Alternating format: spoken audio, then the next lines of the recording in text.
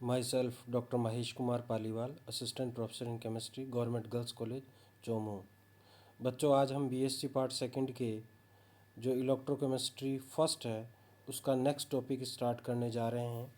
वो है प्रबल विद्युत अपघट्यों के लिए डिबाई-हक्कल सिद्धांत, और इसके साथ एक छोटा सा टॉपिक और पढ़ेंगे, सक्रियता और सक्रियता गुणांक।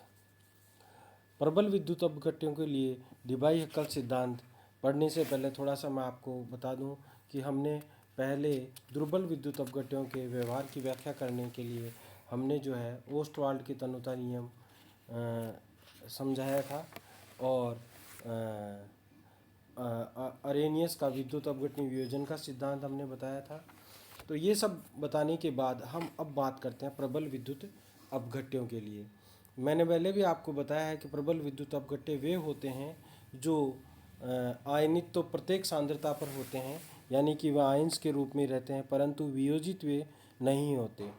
तो हम बात करें, यदि प्रबल विद्युत अपघट्य को, ये मुख्य रूप से जो डिबाई-हक्कल सिद्धांत है उसके चार मुख्य रूप से पॉइंट हैं।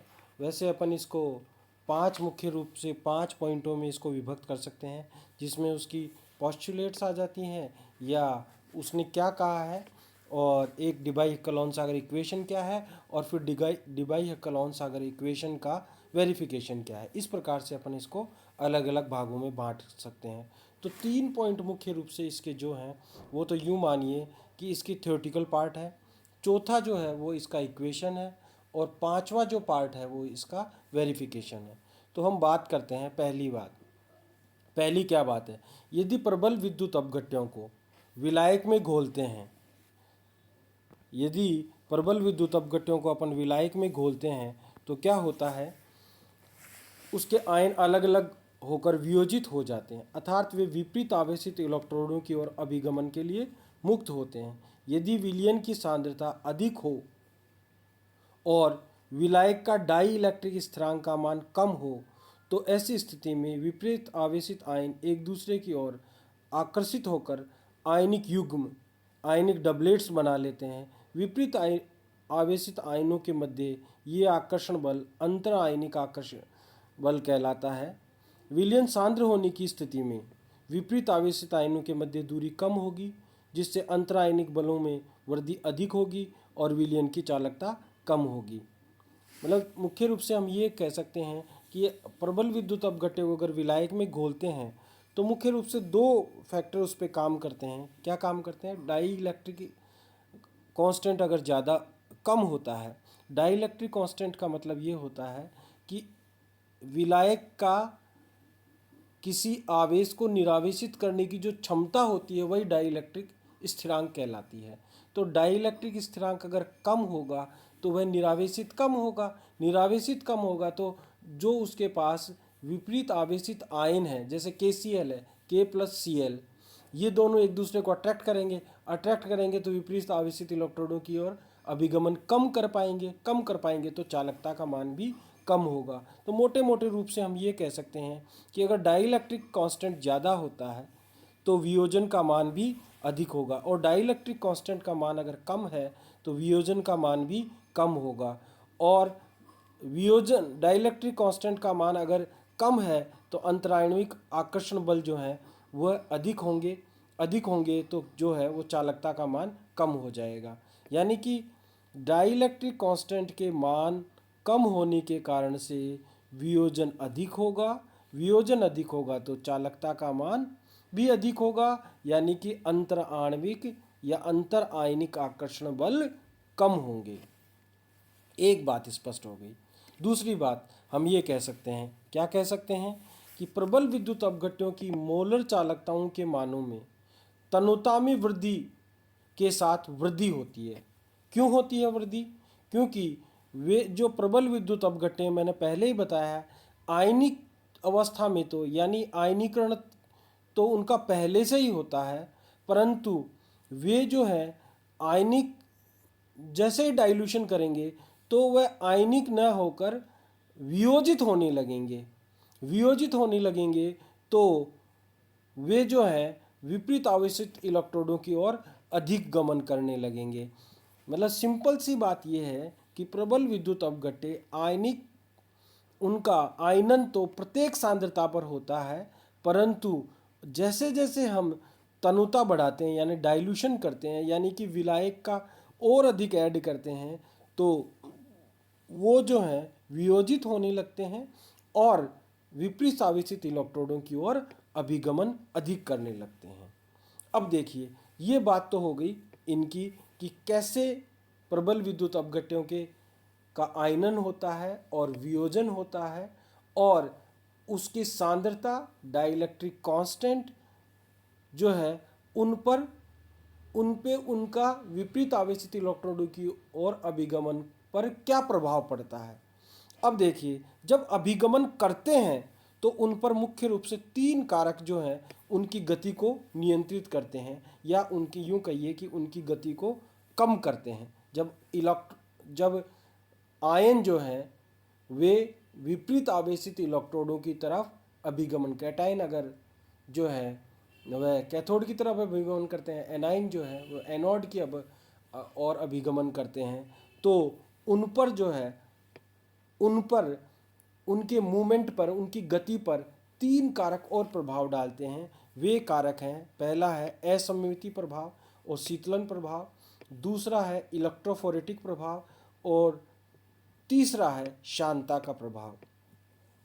सबसे पहले असममित प्रभाव या शीतलन प्रभाव मैं मोटा मोटा आपको समझाना चाहता हूँ। जैसा कि चित्र से आपको स्पष्ट हो रहा है कि पहले जब विद्युत क्षेत्र अनुपस्थित होता है तब जो है वह सममित आयनिक परिमंडल होता है। सममित आयनिक परिमंडल का मतलब ये हो गया कि एक आयन है, उसके चारों ओर एकदम परफेक्टली विपरीत आवेशित आयन अरेंज होते हैं। जैसे मैंने यहाँ पर धनायन दिखा रखा है और इसके चारों तरफ ऋणायन, परफेक्टली अरेंजमेंट।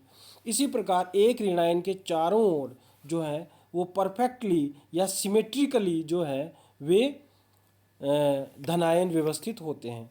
परंतु जैसे ही इसको अगर अपने विद्युत क्षेत्र में रखते हैं तो ये जो है सममित आयनिक परिमंडल असममित आयनिक परिमंडल की ओर में कन्वर्ट हो जाता है, क्योंकि धनायन जो है वो नेगेटिव इलेक्ट्रोड की तरफ जाने लगेगा और नेगेटिव आयन जो है वह पॉजिटिव इलेक्ट्रोड की तरफ अभिगमन करने लगेंगे।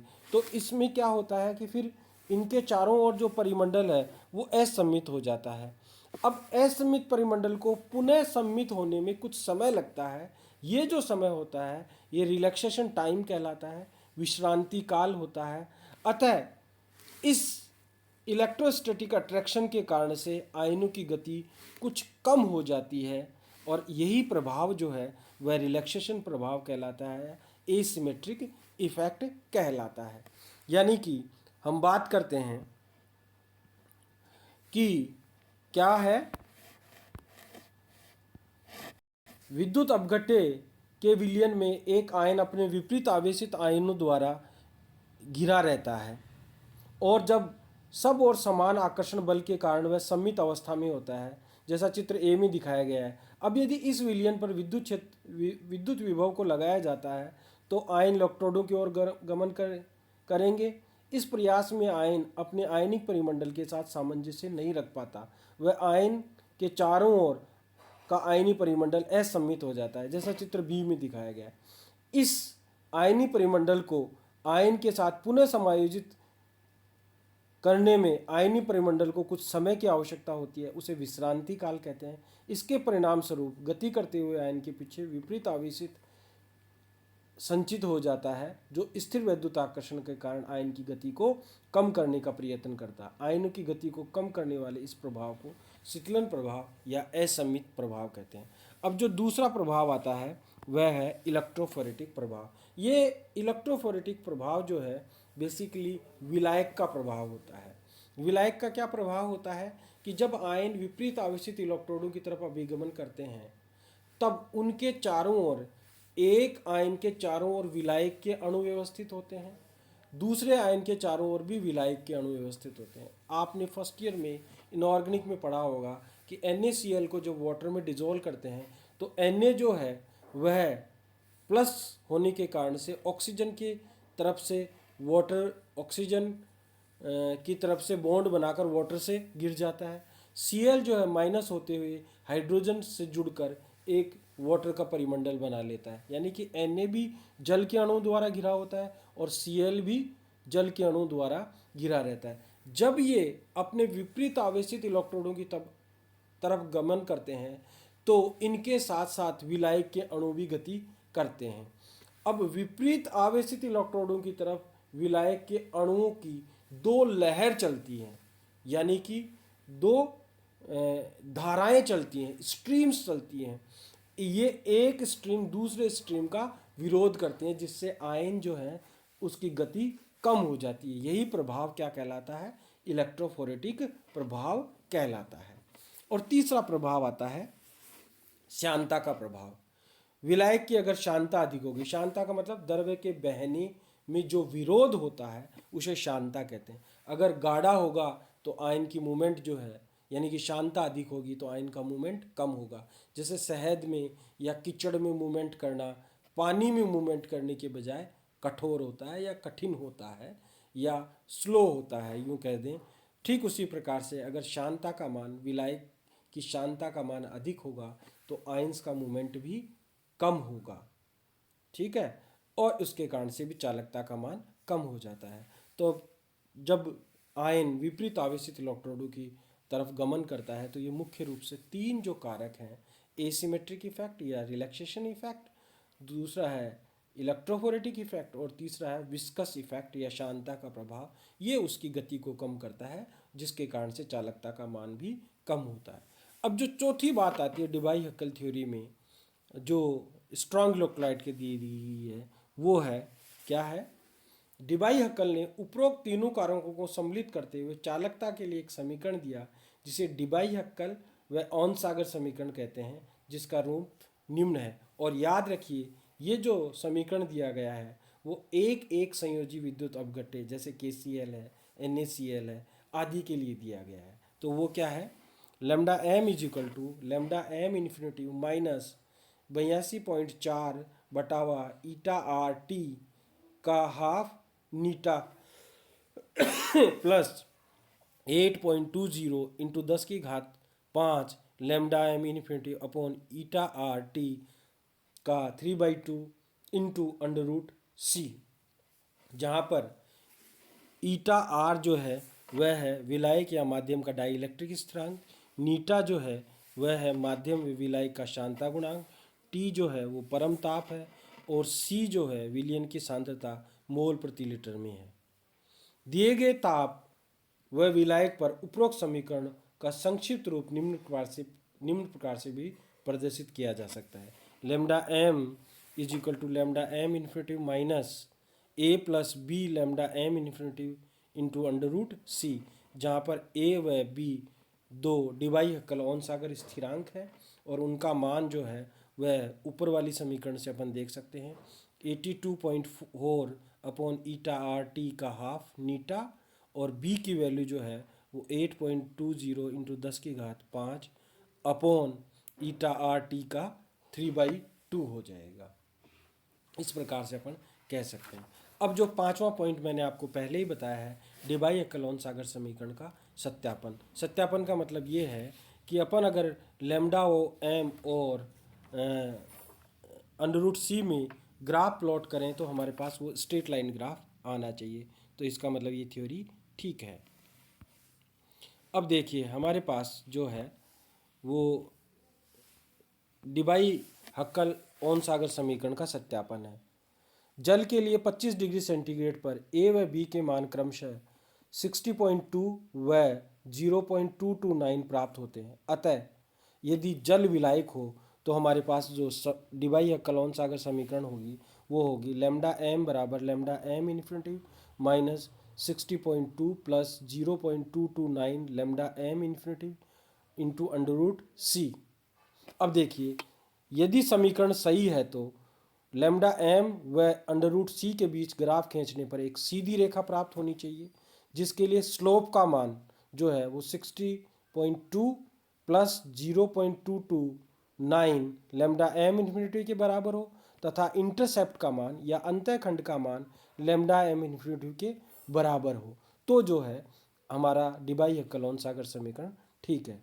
अब उपरोक्त ग्राफ से उपरोक्त जो समीकरण है उससे बहुत सारे एक एक संयोजी विद्युत अपघट्यों के लिए हमने ग्राफ प्राप्त किया, और हमारे को अलग अलग जो ग्राफ है वो जैसे HCl के लिए, KCl के लिए, AgNO3 के लिए, NaNO3 के लिए लैम्डा m और √c के बीच में ग्राफ जो हैं हमें प्राप्त हुए।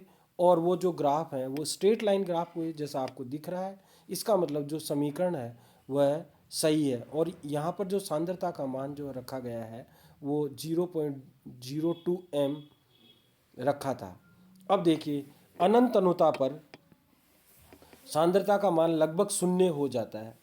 अतः डिबाई हक्कल व ओहन-सागर समीकरण का सीधा हाथ राइट हैंड वाला आधा भाग का मान लगभग शून्य हो जाएगा तथा उसके मान नगण्य मान सकते हैं। और नगण्य मान पर समीकरण 2 का निम्न रूप हो जाएगा, लैम्डा m बराबर लैम्डा m इन्फिनिटी जो है वो इसके बराबर हो जाएगा। ठीक है, तो इस प्रकार से अपन डिबाई हक्कल ओहन-सागर समीकरण का सत्यापन कर सकते हैं। एग्ज़ाम में ये बहुत बार आता है, अगर पिछले साल नहीं आया तो इस बार ये शॉर्ट नोट या पूरे क्वेश्चन के रूप में ज़रूर से ज़रूर आएगा, याद रखिएगा। ठीक है, अब हम नेक्स्ट टॉपिक पढ़ते हैं, सक्रियता व सक्रियता गुणांक। छोटा सा टॉपिक है, मैं पहले भी आपको बता चुका हूँ सक्रियता और सक्रियता गुणांक क्या है। तो बात करते हैं सक्रियता की। प्रबल विद्युत अपघट्य पूर्णतः आयनिक तो प्रत्येक अवस्था में होते हैं, लेकिन समस्त आयन विचरण के लिए तथा विद्युत धारा ले जाने के लिए स्वतंत्र नहीं होते। उसका कारण मैं आपको पहले ही बता चुका हूँ, क्योंकि अंतर आयनिक आकर्षण बल का मान अधिक होता है। आयनों के उस अंश को हम सक्रिय आयन कहते हैं जो स्वतंत्र विचरण कर सकता हो और विद्युत धारा को ले जाने में समर्थ हो। इन सक्रिय आयनों की सांद्रता को बताने वाले पद को हम क्या कहते हैं? सक्रियता कहते हैं। किसी आयन की सक्रियता तथा उसकी सांद्रता में निम्न संबंध होता है। A बराबर जो होता है वो Fc के बराबर होता है, जहाँ C सांद्रता मोल प्रति लीटर में है, F जो है वो सक्रियता गुणांक कहते हैं। एक सामान्य एक एक संयोजी विद्युत अपघट्य के लिए के वियोजन के लिए हो जाएगा। जैसे हमने ए बी लिया, ए प्लस और बी माइनस में कन्वर्ट हो गया, तो हम लिख सकते हैं के बराबर जो हो जाएगा A plus A B minus upon A B बराबर हो जाएगा C A plus F A plus into C B minus F B minus upon C A B F A B. और ये जो के है वो हो जाएगा C A minus C B minus C A plus into B C B minus upon C A B into F A plus into F B minus upon F A B जो है वो second पद हो जाए। ऐसे में दो पद हो गए, प्रथम पद और द्वितीय पद। दुर्बल विद्युत अपघट्यों की स्थिति समीकरण एक जो है स्थिति में समीकरण एक का द्वितीय पद इकाई हो जाता है और ये आदर्श विलयन की भांति व्यवहार करता है, और के जो है वो केवल सांद्रता पर आधारित साम्य स्थिरांक हो जाता है। परंतु प्रबल विद्युत अपघट्यों की स्थिति में समीकरण एक का द्वितीय पद इकाई नहीं होता जब तक कि विलयन अत्यंत तनु न हो। अतः प्रबल विद्युत अपघट्यों के लिए भिन्न भिन्न सांद्रताओं पर सक्रियता गुणांक का मान ज्ञात करना आवश्यक है, क्योंकि साम्य स्थिरांक के का मान सांद्रता व सक्रियता गुणांक आधारित होता है। विद्युत रासायनिक प्रयोगों में सामान्यतः सांद्रता को मोललता के रूप में प्रदर्शित किया जाता है। उस अवस्था में सक्रियता गुणांक को गामा के रूप में व्यक्त करते हैं, और उस स्थिति में ए जो है वो एम गामा के बराबर हो जाएगा, जहाँ एम है वो सांद्रता मोल प्रति किलो में है, गामा जो है सक्रियता गुणांक है। अत्यंत तनु विलीनों के लिए एफ व गामा का मान लगभग समान होता है। किसी एक आयन के सक्रियता गुणांक को निकालना संभव नहीं है, अतः सक्रियता व सक्रियता गुणांक को औसत आयनिक सक्रियता या औसत आयनिक सक्रियता गुणांक के रूप में व्यक्त करते हैं। अतः ए बराबर हो जाएगा A plus into A minus या ए प्लस माइनस का स्क्वायर। इसी प्रकार हो जाएगा गामा बराबर gamma plus into gamma minus या गामा प्लस माइनस का स्क्वायर। इस प्रकार से हम सक्रियता और सक्रियता गुणांक को व्यक्त कर सकते हैं। अब एक पद और छोटा सा आता है आयनिक सामर्थ्य। किसी विलयन में आयनों की उपस्थिति के कारण उत्पन्न वैद्युत सामर्थ्य की माप को आयनिक सामर्थ्य कहते हैं, जिसे म्यू द्वारा प्रदर्शित करते हैं और उसे निम्न सूत्र द्वारा परिकलित किया जा सकता है। म्यू बराबर हो जाएगा हाफ m1z1 का स्क्वायर प्लस m2z2 का स्क्वायर प्लस m3z3 का स्क्वायर एंड सो ऑन, जहाँ पर m1 m2 m3 आदि विभिन्न आयनों की मोललता है, z1 z2 z3 आदि विभिन्न आयनों की संयोजकता या उन पर विद्यमान आवेश के मान हैं। अर्थात आयनिक सामर्थ्य जो है वह उसके आवेश पर भी निर्भर करता है। ठीक है, सांद्रता के साथ साथ उसके आवेश पर भी निर्भर या आयनों के आवेश पर भी निर्भर करता है। इस प्रकार से ये छोटा सा पद है। अब नेक्स्ट क्लास में अपन पढ़ेंगे अभिगमनांक, ट्रांसपोर्ट नंबर होता क्या है, तो इसको किस प्रकार से अपन एक्सप्लेन कर सकते हैं। धन्यवाद।